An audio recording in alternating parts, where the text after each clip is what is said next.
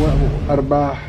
لا يوجد ونتحمل كامل المسؤولية في حال تم إضافة حتى لو فلس واحد على الأخ المواطن. ركزوا معي، موضوع اليوم مهم جدا.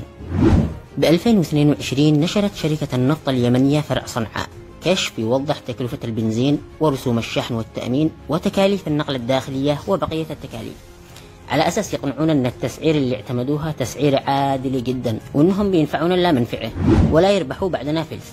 نحن في الجمهورية اليمنية المشتقات النفطية لا يتم فيها، لا يوجد أي جبايات كلفة فعلية بعكس الدول الأخرى، ونتحمل كامل المسؤولية في حال تم إضافة حتى لو فلس واحد على الأخ المواطن. يا بخت البلد بيكم حقيقي بقى، يا بخت البلد بيكم. وقتها كان سعر البنزين بالبورصة العالمية 127 دولار للبرميل الواحد، والصرف وقتها كان 600 ريال. طيب تعالوا نحسبها اليوم بناء على سعر البنزين في البورصة العالمية وبناء على سعر صرف 530 ريال للدولار الواحد. وقبل ما نبدأ الحسبة يكون بعلمكم إن طن البنزين يساوي 1395 لتر، والبرميل يساوي 159 لتر، والجالون 3 لتر فاصل 7. وبسم الله نبدأ. في البورصة العالمية سعر البرميل 85 دولار، هذا البنزين المصفى طبعا، يعني اللتر الواحد يطلع سعره 53 سنت، ما يعادل 284 ريال قديم، يعني الدبة تطلع ب 5681 ريال. طيب تعالوا نحسب بقية التكاليف. رسوم الشحن البحري والتأمين 130 دولار للطن، ما يعادل 68900، يعني رسوم شحن اللتر الواحد 49 ريال، يعني الدبة موصلة إلى ميناء الحديدة بتكلف 6669 ريال.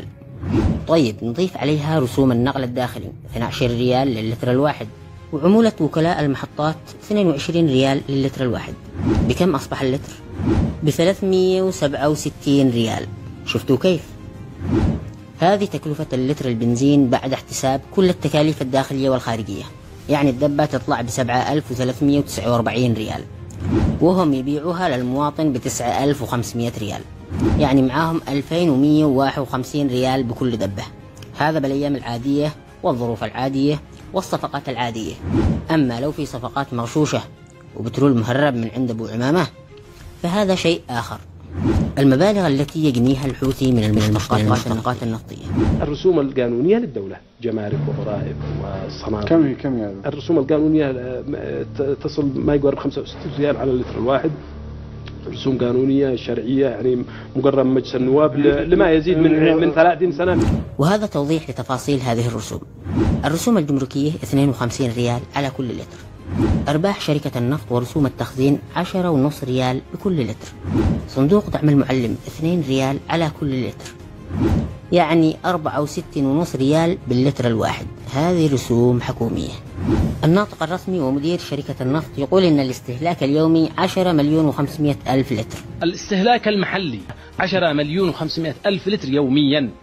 10,500,000، 5,300,000 بنزين و5,200,000 ديزل، يعني بالسنة نستهلك 3,832,500,000 لتر. والرسوم الحكومية على هذه الكميات تبلغ 247,196,000,000 ريال قديم طبعا. ومع ذلك ما زالت التكلفة بعد احتساب هذه الرسوم الحكومية 432 ريال للتر، 8,639 ريال للدبة، وهم يبيعوا لنا الدبة ب 9,500 ريال واللتر ب 475 ريال، يعني بفارق سعر 43 ريال بكل لتر. هذه فوارق ما حد داري وين بتروح ولا ليش تأخذ.